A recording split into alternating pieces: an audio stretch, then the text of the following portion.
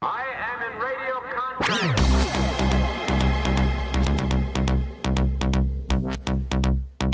What kind of people are we? I am in radio contact.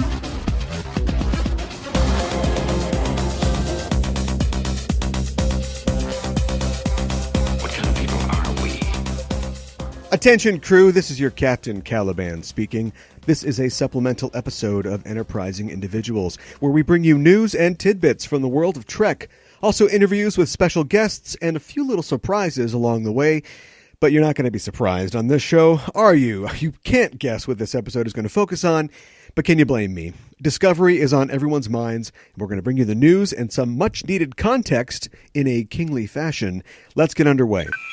Well, it's finally arrived. Star Trek Discovery has premiered, and 3 episodes have aired so far, and the news is mostly good. The show is certified fresh on Rotten Tomatoes at 87%. It's at 60% for its audience score. We'll talk a little bit more about that in a bit. And according to CBS, subscriptions to their digital streaming service, CBS All Access, have broken an all-time single-day record previously inspired by this year's Grammy telecast. And the network says their subscriber base has doubled after Discovery's premiere, though they haven't given any concrete figures in their announcement. The show's premiere episode, The Vulcan Hello, had 9.6 million viewers on CBS on the night of the 24th, according to Nielsen's. Fan and critical reaction to the premiere was mixed, to say the least. Not mixed in the way where we're trying to say it's not very good and it's up and down. It's very polemic. It's either great or it sucks. But the new show's productions and visuals have been singled out as a positive aspect of the show. Everyone's got an opinion. Here's mine. It's not perfect, but I like it. There's a spoonful of White Dwarf's Matter weight on this thing because it carries the Trek name. And I think it's a fine sci-fi TV show. And we should save the judgment for history, as Captain Picard might say. And I think we should just look at it for now as a modern sci-fi show, because that's what it feels like to me in a lot of ways. Much has been made of the fact that it's taking a lot of departures from the standard Trek format, maybe even the staid Trek format. And the result for me is, also a bit mixed, I guess. It doesn't really feel like Trek to me. But that's not entirely a bad thing. If the characters didn't say photon torpedoes or have Federation insignias, you'd almost believe it's a different property, like a new IP, which, yes, that rubs some fans the wrong way, but I'm kind of enjoying the break from the norm. So I guess my current attitude is I'm going to keep watching with an open mind, and I'll burn down Akiva Goldsman's house if it gets really bad. I kid, probably.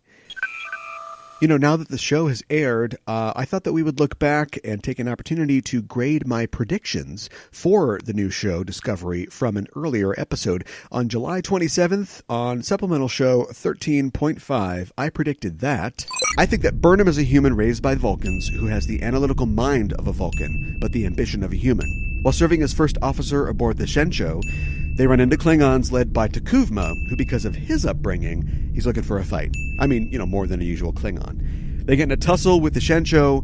Burnham, leaning on her Vulcan side, comes up with this amazing analytical plan to wipe them out, and it goes even better than she expected, killing a lot of Klingons and destroying most of the Shenzhou. Whoops.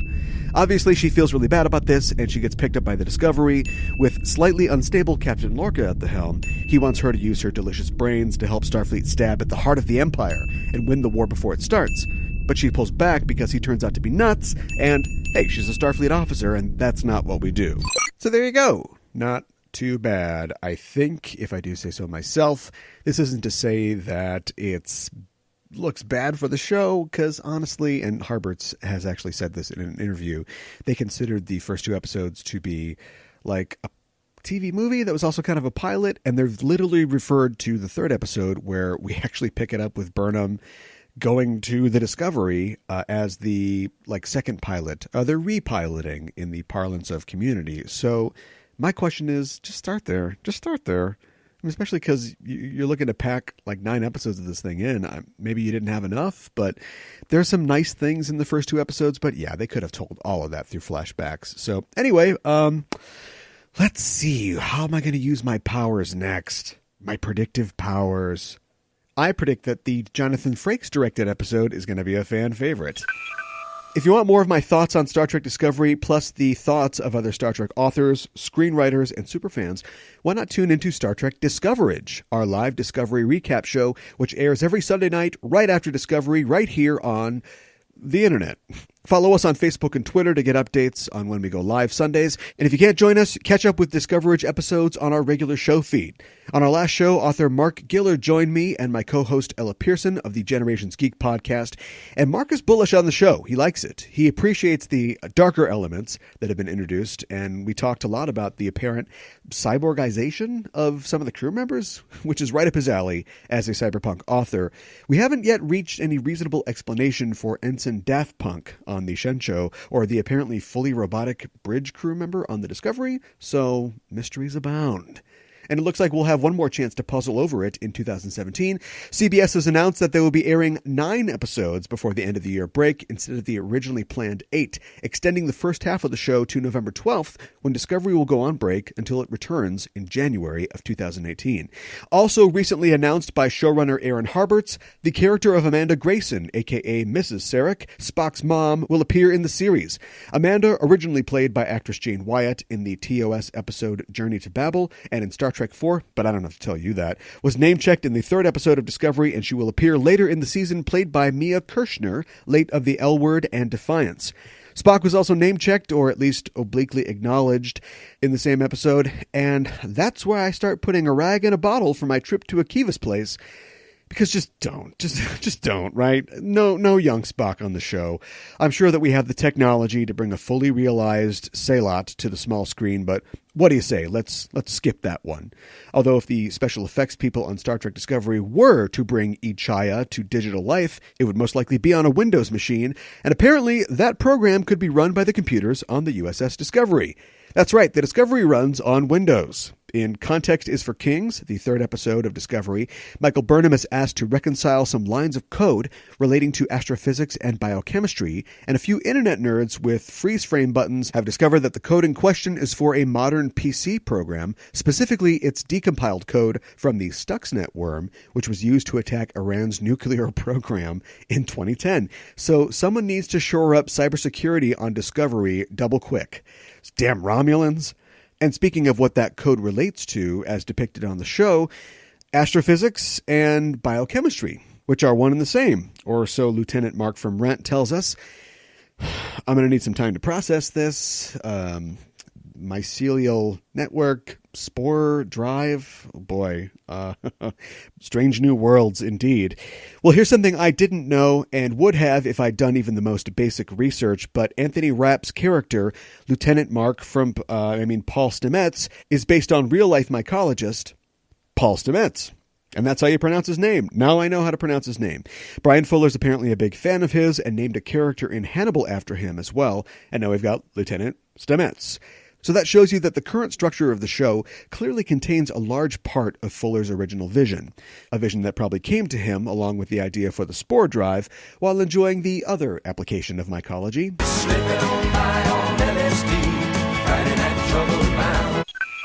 Sober up, hippies. It's time for Isaac's Antics.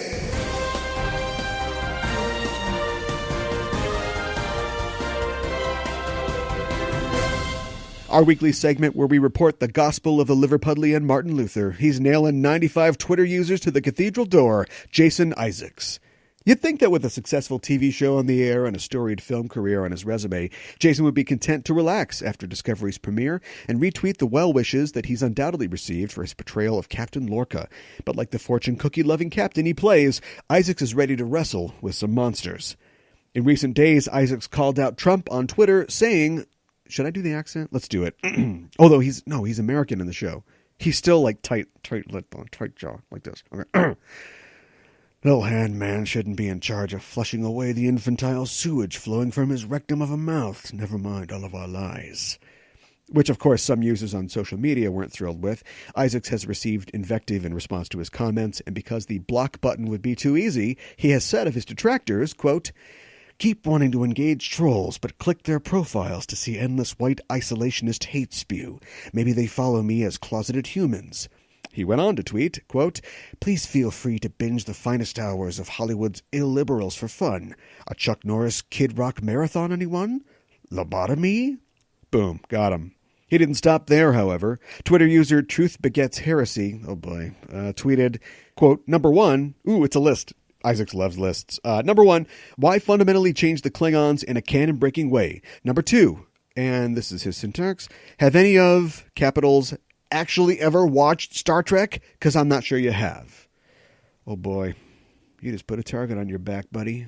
You put a target on your back. Jason Isaacs came back and said, quote, tagging all the cast to hurl abuse is extremely rude and vain. We don't come to your work and scream, the McFlurries are melting, do we? After that, another Twitter user and apparently a McDonald's employee tweeted to say that it was inconsiderate of him to assume that he must work in fast food because they're being a jerk, which she's got a point. This person has a point. She said, quote, I work for McDonald's and love support your new show. I'd say it's pretty rude that you're insinuating that someone like him must work at McDonald's. And to this, Isaacs appeared to soften a bit, like a warm McFlurry, and he offered this conciliatory tweet. Quote, sorry. The word McFlurry just makes me laugh. Loving my 2 all-beef patties, special sauce, lettuce, cheese, pickles, onions on a sesame seed bun. Okay, he's just drunk at this point. I mean, it's 11:04 on the Twitter feed here, but he never gave up and he never surrendered. The jury's out over whether the word McFlurry is actually funnier than Mersey, Scouse, or Patty's Wigwam, but we will not debate his profound wisdom at these proceedings. I so want to get a Jason Isaacs tattoo, but I'm really torn. I think Lucius Malfoy is probably the no-brainer character, but if I got it on my ankle, like I'm planning to, it'd be covered up by a sock, which seems bad. Maybe Colonel Tavington from The Patriot? But, just one of the hosts of Mission Log just got a Swamp Fox tattoo, so that's been done. Ooh, I know. Isaac's best role in a career of playing military officers, Captain Steele from Black Hawk Down. Good impression. I recognize myself. All right, carry on. Stay you, Jason. Please, stay you forever. Do you think in the future they'll still have joke fortune cookies? Like, help, I'm trapped in the replicator. Our top comment this week on social media, and we had quite a few of them. Thanks, guys, for your support and your praise on our Star Trek Discovery coverage. There's certainly more to come. But our top comment is from Twitter user Phrase, hope I'm saying that right, Fraize, who in response to a tweet from me commenting on Lieutenant Saru's threat ganglia in the pilot episode of Discovery wrote, quote, I'm so glad I wasn't the only one to notice his hackles. Good eye, Phrase. It was a subtle thing and a nice touch. Plus, practically it's smart because although the makeup and the prosthesis that Doug Jones is wearing has got to be some of the best Trek makeup we've ever seen, he's still a guy in a rubber mask. So it's cool that they found a way to visually show that he's in extreme distress without resorting to, I don't know, a comical high-pitched fart sound or something. Nice work, Discovery Design Team. And thanks for your comment, Phrase. You win a set of Threat Ganglia Bedazzlers. Be terrified and look fabulous doing it. Remember, listeners, you can inquire what Jason Isaacs' character tattoo I ended up getting and many other things on our Facebook page at facebook.com/EISTpod or on our Twitter at EISTpod or through any of the social media links you'll find on enterprisingindividuals.com. You can also reach the show at EISTpod@gmail.com with feedback and any suggestions you have or to just say hello. We're waiting to receive your transmission. And we're back again this Sunday at 8:30 p.m. Central Time for another episode of Discoverage, right after Star Trek Discovery ends. The episode this week is entitled, get ready, The Butcher's Knife Cares Not for the Lamb's Cry, which is a Panic at the Disco song title, if I ever heard one. Maybe a Brendan Urie solo project, I don't know, but still, pretty odd. Tune in to listen to us live, and if you do, tweet at us using the hashtag Discoverage during the show, or you can join us in our chat room on our Spreaker page, I think. I've been assured it will work, so join us there. If you can't catch us live, our Discovered shows will be available in your usual podcast feed. But come on. TiVo after Trek, Matt Mira can wait. Join us for half an hour after Discovery for some great guests and a fun discussion of the show. And after that, why not check out our Patreon page, where you too can become a crew member for the show by going to patreon.com/EISTpod and signing up to receive exclusive subscriber content, like updates on what's coming up on the show, my DS9 recap mini episodes, my Klingon Christmas Carol rehearsal diary, and much more. Just go to patreon.com/EISTpod. When your mind mining dilithium on Tellus, you get 3 hots on a cot, and that's about it. But here in the real world, we're always looking for support to keep the show going. So anything you can contribute would be appreciated. It would help keep us flying. Thanks. And that's it for this supplemental episode of Enterprising Individuals. If you're an iTunes listener, that is, an Apple Podcast listener, and you haven't yet, why not look us up on Apple Podcasts and make sure that you're subscribed to the show. Also, please write a review if the spirit moves you, and give us a rating at the very least. That really helps us. We'd appreciate it. If you're not on Apple Podcasts, you can still subscribe to the show on Google Play or Stitcher or wherever you get our show from. And if you leave positive comments and ratings on those platforms as well, we'd be eternally grateful. And also, I wanted to add, really, if you really like the show, the best way to help us is to tell a friend. Tell somebody else about it. If you like Star Trek, chances are there's somebody else that likes Star Trek as well. If you like podcasts, same thing. So maybe those circles, maybe they overlap like that. So tell a friend. Spread the love. Hey, sneak it to him in a fortune cookie, right? I'm trapped in the podcast factory. Dumb. Next time on Enterprising Individuals.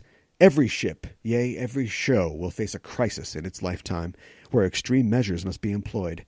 Sometimes it involves using a neural stimulator to make your first officer relive traumatic memories of his life. And other times it's going through your old episodes for enough clips to make a show of. All right. We're going to go clip show for our next episode. Fittingly, as Star Trek The Next Generation ended its second season with the clip show Shades of Grey, we will be using the last episode of our second season to celebrate the great guests, fascinating discussions, and humorous insights from the show's last year. Trust me, it's going to be a good time, and we've got the advantage. No Pulaski. Oh, Pulaski. So join us next week for Shades of Yay, a celebration of Season 2, next time on Enterprising Individuals. And until then, I'm your Captain Caliban signing off and saying, live long and prosper.